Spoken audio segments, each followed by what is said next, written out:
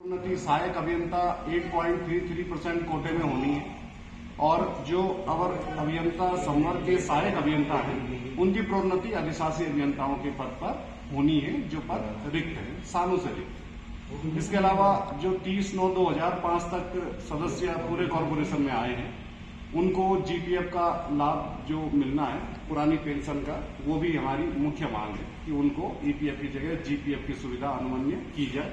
इसके अलावा हमारे अभियंताओं का जो प्रोन्नति कोटा है वो शासन की तरह, जो शासन में सभी विभागों में 58.33% है, अभी हमारे यहाँ वो 48.33 है, यानी उसको बढ़ा के शासन की समरूपता में किया गया। इसके अलावा और तमाम मांगे हैं, मांग पत्र में लिखी हुई है, आपके पास ये डॉक्यूमेंट अवेलेबल है। तो इसी मांगों को लेकर हमने पिछले तमाम लंबे अवधि से प्रबंधन के साथ वार्ता कर रहे हैं। एक साल पहले भी ठीक जनवरी में 2023 में प्रबंधन ने हमसे कहा था कि जल्दी इसको हम सॉर्ट आउट करते हैं, आप करिए थोड़ा सा। तो वार्ता संवाद करते करते करते फिर एक साल और गुजर गया। फिर हमें 27 दिसंबर 2023 को एक सांकेतिक आंदोलन ध्यानाकर्षण का नोटिस देना पड़ा निगम प्रबंधन को, जिसमें हमारी 18 सूत्रीय मांगे हैं एवं कहा गया कि अगर 11 जनवरी तक इनका समाधान नहीं किया गया तो हमें सरकार, शासन और निगम प्रबंधन का ध्यान आकर्षित करने एवं न्याय प्राप्ति की आकांक्षा से ध्यानाकर्षण आंदोलन सांकेतिक रूप में करना पड़ेगा, जिससे कि हम अपनी बात आगे पहुंचाएं। उसी क्रम में प्रबंधन द्वारा 2 बार वार्ता के लिए बुलाया गया। पहली वार्ता ईडीएचआर महोदय के साथ हुई, जिसमें काफी चर्चा हुई, बहुत डिस्कशन हुआ और तमाम मांगों में उनके द्वारा आश्वासन भी दिया गया। लेकिन एक बिंदु जो कि बिंदु संख्या 2 है, उस पर उनके द्वारा कहा गया कि प्रबंध निदेशक महोदय की उपस्थिति में इस पर चर्चा की जाएगी बेहतर तरीके से। तो 11 तारीख को पुनः प्रबंध निदेशक महोदय की उपस्थिति में दोबारा वार्ता हुई एसोसिएशन के साथ। बिंदु 2 पर चर्चा हुई। बिंदु 2 जो कि सहायक अभियंताओं की अधिशासी अभियंता के पद पर प्रोन्नति से संबंधित है, उस पर चर्चा हुई, लेकिन उस दिन भी इसका कोई निर्णय नहीं निकल पाया। तो निर्णय नहीं निकल पाया तो एसोसिएशन द्वारा जो 12 तारीख से कार्यक्रम प्रस्तावित था वो कार्यक्रम यथावत रखा गया। तो उसी क्रम में 12 तारीख को हमारा मौन सांकेतिक धरना जो सत्याग्रह था वो डिवीजन कार्यालय में हुआ और आज यहाँ पर प्रेस वार्ता उसी पे आयोजित की गई। ये एक बात है। और इस बिंदु के संबंध में मैं इसमें जो मेन इशू आया है ना, जैसे उन लोग का आप लोग का ये तर्क है और दूसरे पक्ष का इसमें 2 बिंदु है कहने का। एक उनका ये कहना है कि हाई कोर्ट में जो सीनियरिटी का भी गया था वो डिसाइड नहीं हुआ, और दूसरा उसमें जैसा आप लोगों का ये कहना है कि हाई कोर्ट ने पदोन्नति पे कहीं कोई स्टे नहीं लगाया है, और दूसरे पक्ष का ये कहना है कि जब ये बात कोई विवाद नहीं है तो कोर्ट के आदेश के अनुरूप दिए जाए, तो उसको कोर्ट ने प्रमोशन के लिए नहीं कहा। उनका ये कहना है। दूसरा उनका ये कहना है कि 2009 में जो आप लोगों के जेई से में प्रमोशन हुए, उसमें प्रमोशन में रिलैक्सेशन का पार्ट था और 3-4 प्रमोशन के लिए, और 2010 में पदोन्नति में शिथिलता का नियम आया है। ये एक ये होंगे इसको मतलब आप क्या कहते हैं? देखिए, जो ये कहना है कि 2-3-4 प्रमोशन नहीं है, पहली बात तो मैं सभी को स्पष्ट करना चाहूँगा। ना इसको कंटिन्यू कर दें। हाँ, वो तो केवल एक प्रमोशन हुआ है, वो भी अवर अभियंता से सहायक अभियंता के पद पर प्रोन्नति, और वो भी पूरे उत्तराखंड गवर्नमेंट के जितने रूल रेगुलेशन है उसके हिसाब से हुआ। शिथिलता का जहाँ तक है कि सरकार समय समय पर आपको भी ज्ञात है शिथिलता देती है, जिस पर शिथिलता मिलती है उस समय शिथिलता को लेकर प्रमोशन होता है। वो पूरी लाइफ पूरे सर्विस पीरियड में एक ही बार मिलता है। ये नियम 2010 में बना और 2009 में आप लोगों ने बोर्ड से या जैसे भी करा, वो बोर्ड से रिलैक्सेशन मिलाता है या शासन से रिलैक्सेशन? देखो, हमारे यहाँ क्या होता है कि अगर शासन ने आदेश कर भी दिए, उसके बावजूद कि हमारे वहाँ बोर्ड का नियम है, बोर्ड को दोबारा से उसमें बोर्ड में लेके आना पड़ता है। हमारे यहाँ बोर्ड का चलता है, बोर्ड के थ्रू ही होता है। जितनी भी चीजें होती हैं, जितने भी नियम होंगे, अगर शासन ने बना भी दिए हैं, बोर्ड ने अगर पास नहीं करा तो हमारे वहाँ लागू नहीं। और अगर शासन ने नहीं बनाया, बोर्ड अपने स्तर से करते, बोर्ड अपने स्तर बहुत सारी चीजें हैं जो बोर्ड अपने स्तर से करके, वो भी बोर्ड में भी शासन के मेंबर होते हैं, बोर्ड में भी शासन के मेंबर होते हैं।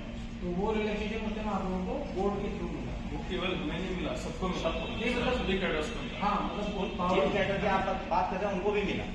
वो लोग भी प्रोन्नत हुए, अवर अभियंता संवर्ग से भी हुए, अभियंता संवर्ग से भी हुए, अन्य सभी संवर्गों से एक प्रमोशन हुआ है। जो 3-4 प्रमोशन की बात कर रहे हो तो ये तो दूसरा प्रमोशन है।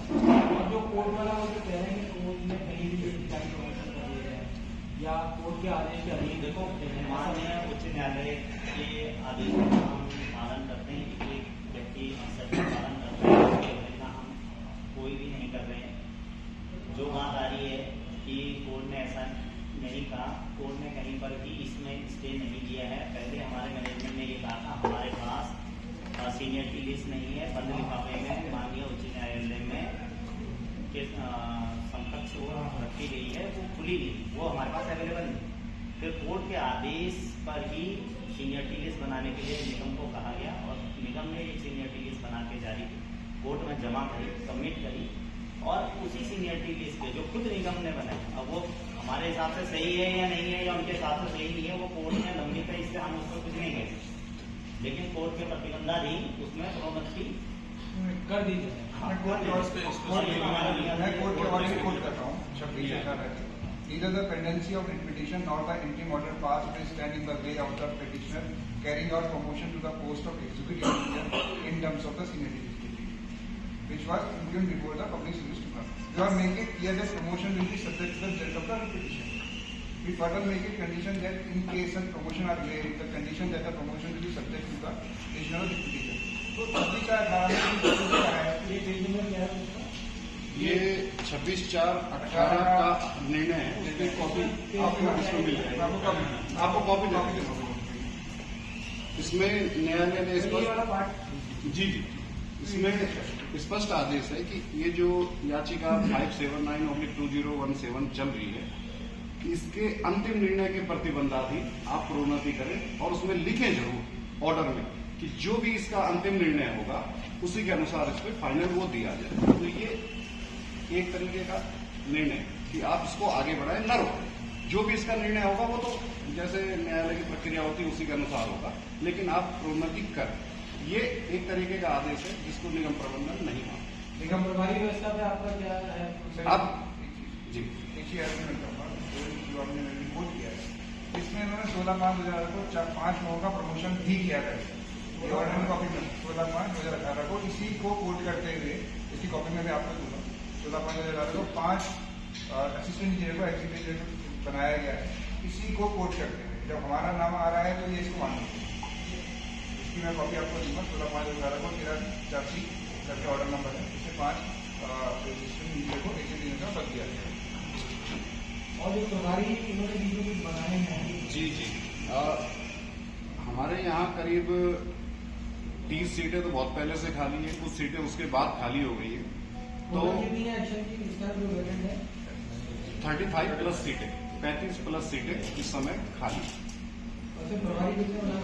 प्रभारी इनके द्वारा 5 बनाए गए, जिसमें से 2 तो बिल्कुल सीनियरिटी लिस्ट में जिनको भी प्रभारी बनाने की जरूरत नहीं, जिनको सीधा प्रमोशन होना चाहिए, और जो 3 हैं वो 3 वरिष्ठता सूची में लगभग पूरा एक बैच समाप्त होने के पश्चात आते हैं, यानी वो वरिष्ठता सूची में है ही नहीं उसमें।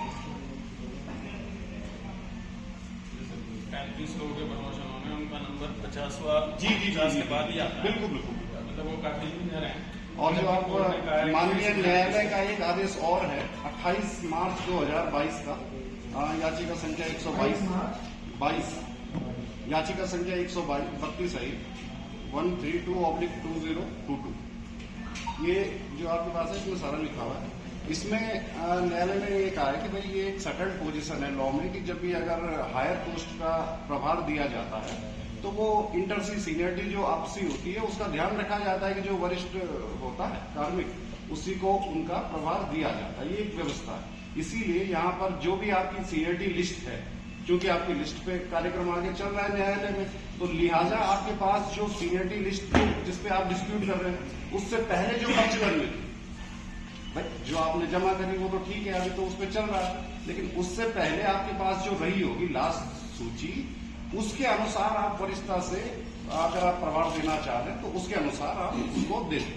ये 28/3/22 का निर्णय है, ये भी हम आपको प्रोवाइड कर रहे हैं। ये जो आप कह रहे हैं 50 नंबर वालों को बनाया, ये कौन सा उसके होंगे? मैं आपको बताता हूँ, अभी तक जो न्यायालय के निर्णय के आधार पर जो सूची फाइनल की गई है वो वर्षवार होती है।